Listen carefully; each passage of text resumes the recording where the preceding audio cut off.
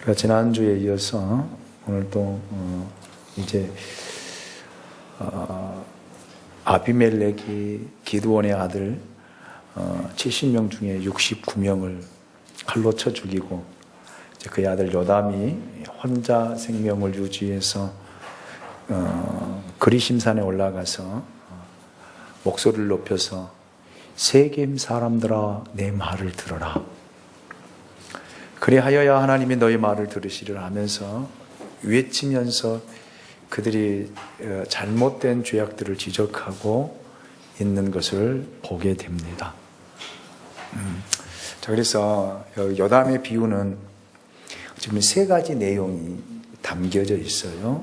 첫째로 백성들이 왕을 세우고자 하는 것은 불신앙에서 기인된 것으로 합당하지 않다라는 부분입니다.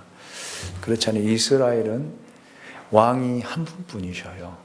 하나님이 그들의 왕이시며 그들을 이끌어 가시고 인도하셨던, 그래서 출애굽했을 때부터 이스라엘 백성들을 다스리고 통치하고 그들의 삶을 주장하시고 이끌어 가시며 또 가나안 정복 시대에도 하나님께서 그 땅을 차지하게 하고 진멸하게 하고 그 땅을 다 분배해 주는 그런 과정들.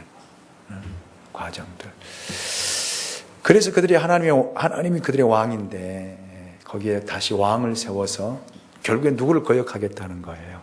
하나님을 거역하겠다라고 하는 그들의 속내를 보여주신 거거든요. 그다음 두 번째로 왕이 되기를 사용한 나무들을 통해 이전에 이스라엘 다스린 사사들과 기드온이 왕권에 대해 어떤 태도를 지녔는지 언급하면서 가시나무로 비유됐던 아비멜렉이 얼마나 어리석게 행했는가, 그가 과연 왕이 될 자격이 있는가를 이 비유를 통해서 세겜 사람들과 이스라엘 백성들에게 묻고 있습니다. 세 번째로, 세 번째는 애언적인 측면으로 하나님께 불순종한 자들에게 하나님이 어떤 심판을 행하는지 그들로 하여금 악한 행위에서 돌이키도록 촉구하는 그런 내용이 이 비유 속에 들어져 있습니다. 그러니까 하나님께서 요담을 들어서 이렇게 이스라엘 백성들과 세겜 사람들에게 하신 내용을 보면 하나님 그냥 하신 거 아니거든요. 제가 오늘 어성경 읽어진애를 공부하면서도 그랬잖아요. 하나님이 야곱에게 12 아들을 하나하나 불러서 축복하는데 그냥 축복하지 않았다라고요. 우리는 창세기 49장을 읽을 때 그냥 야곱이 아들들에게 이렇게 축복했구나 라고만 읽어가는데 그 축복이 여러분 그들이 가나안 땅에 들어가서 땅을 차지할 때 그대로 실현되잖아요. 나타나잖아요. 그리고 우리가 성경을 통해서 우리가 지금 지도를 보면서 성경 읽어진에 공부하면서 보고 있잖아요. 그러니까 하나님께서 이스라엘 백성들에게 이렇게 하신 이유는 그냥 하신 것이 아니라 그 하나님의 놀라운 그 비밀이 여기에 담겨져 있다라고 하는 것을 우리가 알고 말씀을 보아야 될 줄로 믿습니다. 자, 비유의 시작은 이렇게 시작되어져요. 8절입니다. 8절을 같이 한번 읽어봅니다. 8절입니다. 시작. 하루는 나무들이 나가서 기름을 부어 자신들 위에 왕으로 삼으려 하여 감람나무에게 이르되 너는 우리 위에 왕이 되라 하매. 자, 요담은 비유를 시작하면서 스스로 왕이 되려는 아비멜렉의 악한 계획보다 세겜 사람들이 하나님을 버리고 그로 왕을 삼고자 했던 불신, 그들의 불신앙을 지적한 거예요. 백성들의 이러한 불신이 아비멜렉으로 왕이 되려는 야심을 갖게 만들었다는 것입니다. 자, 여러분 보세요. 형제들을 몰살시키고 왕이 되려는 그 아비멜렉 얼마나 악합니까? 형제들도 그냥 죽이는데 그 왕의 말을 듣지 않는다라면 백성들은 어떻게 죽이겠어요? 그래서 우리가 15절을 통해서도 이 가시나무인 아비멜렉을 통해서 그가 어떻게 통치할 것인가를 이렇게 보여주고 있잖아요. 15절 말씀을 같이 한번 읽어볼까요? 15절입니다. 같이 읽습니다. 시작. 가시나무가 나무들에게 이르되 만일 너희가 참으로 내게 기름을 부어 너희 위에 왕으로 삼겠거든 와서 내 그늘에 피하라. 그리 하지 아니하면 불이 가시나무에서 나와서 레바논의 백향목을 사를 것이라 하였느니라. 아멘. 자, 보세요. 너희가 나를 왕으로 삼거든 내 말에 무조건 뭐 하라는 거예요? 복종하라는 거예요. 복종하지 아니하면 너희는 다 뭐 되겠다는 거예요? 죽이겠다는 거 아닙니까? 이 사실을 지금 이 요담이 비유를 들어서 이야기를 하고 있거든요. 자, 이렇게 세 차례나 왕이 되어달라는 나무들의 요청은 또 다른 나무들은 거절하죠. 그들의 청을 거절한 나무들의 답변은 어찌 보면은 동일해요, 동일해. 네. 첫 번째는 어떤 나무에서요? 감람나무입니다. 자, 9절 말씀 보면은 감람나무가 그들에게 이르되 내게 있는 나의 기름은 하나님과 사람을 영화롭게 하나니 내가 어찌 그것을 버리고 가서 나무들 위에 우쭐대리어 앉으라. 예. 감람나무는 자신이 열매를 맺고 그 열매로 기름을 내어 하나님과 사람을 기쁘게 해야 된다는 자기의 뭘 아는 거예요? 자기의 존재를 아는 거예요. 자기의 역할을 아는 것이다라는 말입니다. 감람류는 성전의 등잔불을 밝히는데 또 제사장 위임식에 쓰여졌을 뿐만 아니라 사람들의 식용이나 의약용으로 사용되었습니다. 자기가 할 일에 대해서 분명히 알고 있는 거예요. 나는 하나님의 성전에서 등잔불을 밝히는 것으로 족하다. 그 말이거든요. 그게 하나님 기쁨이 된다는 거예요. 그리고 사람들에게 뭐 식용이나 음식을 만드는데 기름을 넣어서 우리나라로 말하면 참기름과 같은 것이죠. 음식을 만들 때 참기름 한 방울 탁 터뜨려서 그 먹으면 얼마나 고소합니까? 비빔밥 비빌 때 참기름 한 방울 탁 터뜨려서 비비면 얼마나 고소한 냄새가 나고 사람들이 그걸 먹으면서 맛있다는 거예요. 이거 자기가 해야 할 역할이라는 거예요. 자기가 해야 할 역할. 자기의 사명이라는 거예요. 그런데 어찌 가서 나무들 위에 다른 나무들 위에 우쭐대리요. 어찌 내가 교만하리요. 그 말이거든요.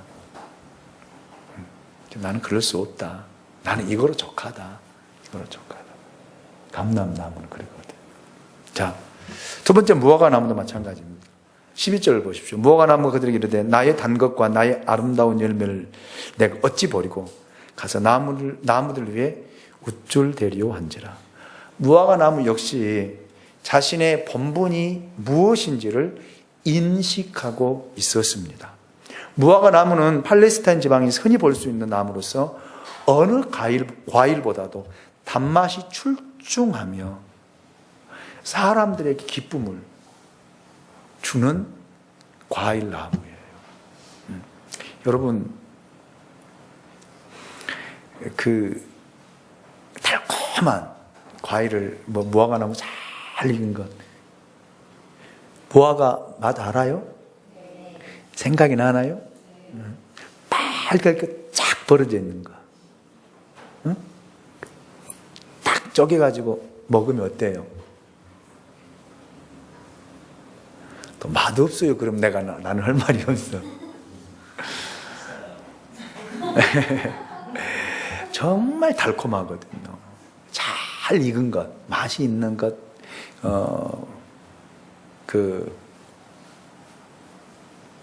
우리나라에서 나는 무화과나무 말고 진짜 이스라엘 가서 무화과 나무 열매를 사서 이렇게 먹으면요, 단맛이 달라요. 다릅니다. 제가 성지순례 가가지고 세겜 땅에 가가지고 오렌지를 샀어요. 한 박스를. 제가 그때 총무였거든요. 그 팀의 총무를. 그래가지고 저한테 사오라더라고요. 우리 세겜 그 시장에 가가지고 오렌지를 한 박스를 사와가지고 정말 생기기는 못생겼더라고요. 그래서 이제 사와가지고 하나씩 다 나눠줬어요. 그 목사님들과 그 성지순례 같은 팀들을. 막 이제 뒤에서 이런 걸 사오냐고, 우리나라 가면 더 좋은 거 있는데 막 이렇게 이런 걸 사오냐고 막 뒤에서 붕시렁붕시렁 사람들이 있어요. 왜냐하면 그 공금을 쓰니까 생각하지 못했던, 예상하지 못했던 거를 사오니 공금이 쓰여지잖아요. 왜 이런 걸 사오냐고, 이렇게 이런 거. 우리나라 가면 더 좋은 거, 아주 맛있는 거 있는데. 그러면 투덜투덜 하면서 까서 드시더라고요. 그러더만 얼마나 맛있는지. 저도 정말 너무 맛있었어요. 지금도 그 맛이 잊혀지지가 않아요. 오렌지 맛이. 그걸 까가지고, 그 자리에서 까가지고 막 먹기 시작하는데 더 사오라는 거예요, 이제. 그래서 가서 한 박스를 더 사와죠. 그 자리에서 2박스를 다 먹었어요. 야, 너무너무 맛있더라. 성지순례 가서 먹어봅시다. 가서 먹어. 세겜 시장 가가지고 내가 사다가 먹이게요. 여기서 나오는 오렌지는 오렌지가 아니야. 진짜. 오렌지는 그 오렌지라고 할 수가 없어요. 야, 거기서 야, 진짜 맛있대요. 사람들 그거 먹으면서 얼마나 힐링을 해요. 야, 이런 맛도 있냐. 이런 맛도 있냐. 정말 한국에 사가지고 가고 싶다. 이것 좀 띄어다가 장사하고 싶다. 이런 분도 있더라고요. 그 정도로 맛있는 거야, 과일이. 무화과도 이렇게 센 것도 있고 또 말려 있는 것도 있어요. 먹으면 너무너무 달콤해요. 그래서 성지순례 갔다 오면 꼭 뭐 사오냐, 무화과 열매를 사오더라고. 작년에도 이제 한우리교회 갔더니 그 목사님이 성지순례 갔다 오고 목사님들 가니까 그 무화과 익은 거를 이렇게 열매를 말린 걸 사오셨더라고. 그걸 먹어보라고 나눠주더라고. 너무 맛있는 거예요. 너무 맛있어. 먹으면 얼마나 사람 기분이 좋아요. 피곤함도 싹 사라지고 참 행복하다 이 말이에요.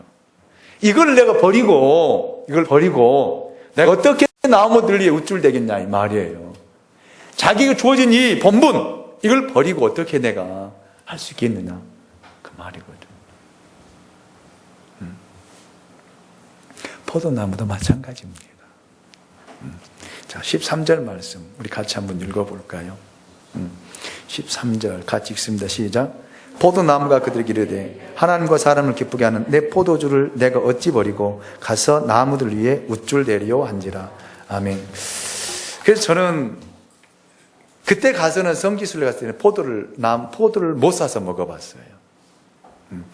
이스라엘 백성들이 가데스 바네아에서 정탐꾼들을 12명을 보내잖아요.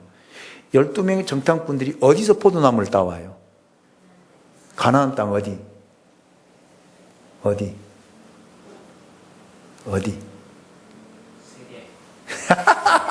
세계 많이라니까.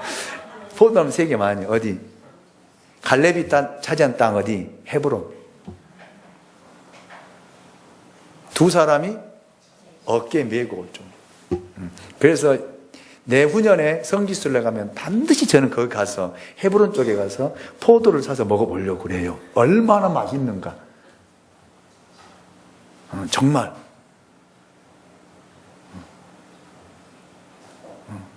그쪽 돌아가거든요. 성지순례 그쪽 지나가거든요. 그러면 기사에게 이야기해가지고 헤브론 쪽에서 포도 사가지고 먹어보자 해보려고 그래. 그럼 다 먹어보잖아요. 응? 그래도 성지순례 안 갈래요?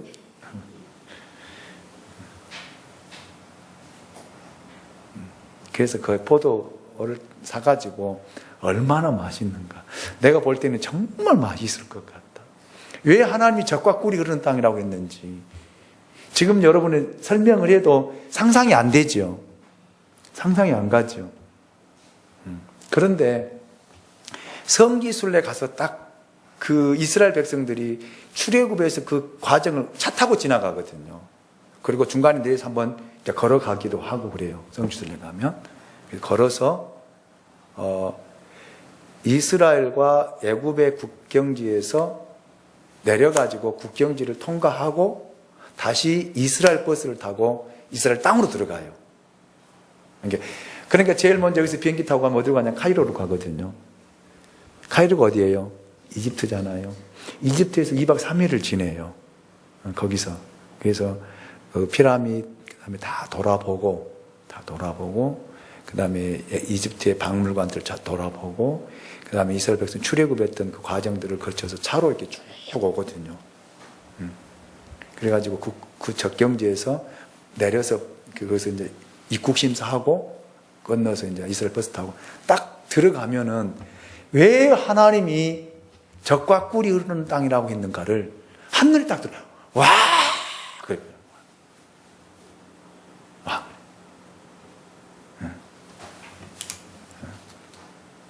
그러면서 거기에 보면은 이제 바나나 나무들이 가서 보이고 야자수들이 있고 그다음에 무화과 나무들이 보이고 그렇게 보면 근데 가다가 포도송이는 사서 한번 먹어보자고요. 먹어보자고. 얼마나 맛있는가. 먹고 와서 이야기하자고. 먹고 와서. 자, 여러분. 이 포도송이도 어찌 보면 나무는 포도 열매는 그 포도 열매로서 하나님을 기쁘게 해요. 그렇잖아요. 그래서 포도즙을 내서 여러분 좀 성찬예식도 그렇게 하고. 근데 가나 혼인잔치 하셨던 거기 가서는 포도주를 다 맛볼 거예요. 그래서 포도주 산 사람들도 많이 있어요. 저도 사다가 놔뒀는데 어떻게 됐는가 모르겠어요. 이사 다니다가 거기 없어졌어. 제가 2병 사왔거든요. 한 병은 진짜 성찬예식 때 한 병은 썼어요. 한 병은 잘 보관해놨어. 내가 개척하면 이것 가지고 성찬예식을 해야 되겠다. 근데 이사 다니다가 그들이 가버렸어.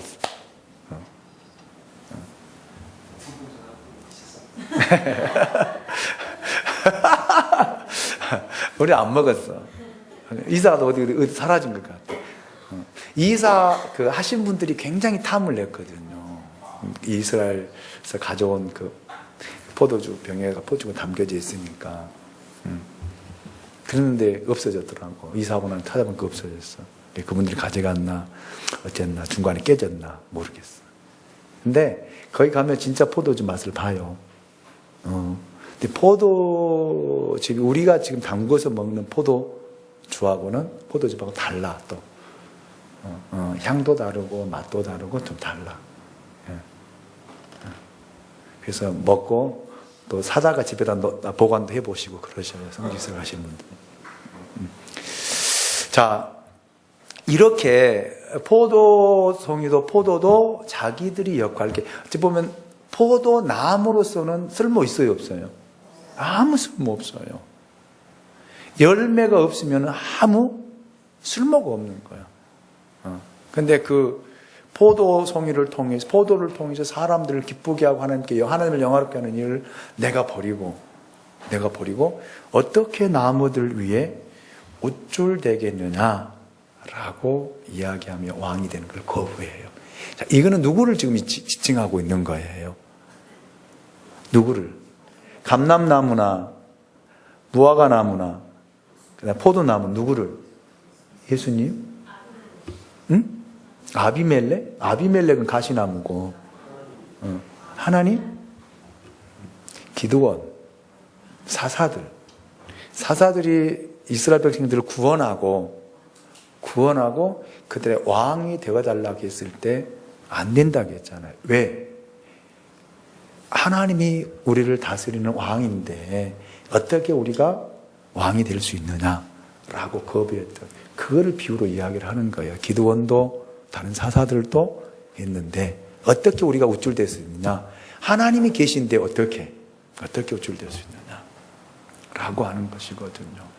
자, 그 다음에 가시나무는 다음 주는 헌신 예배, 그 다음 주에 말씀을 보도록 그렇게 하겠습니다. 시간이 다 됐기 때문에.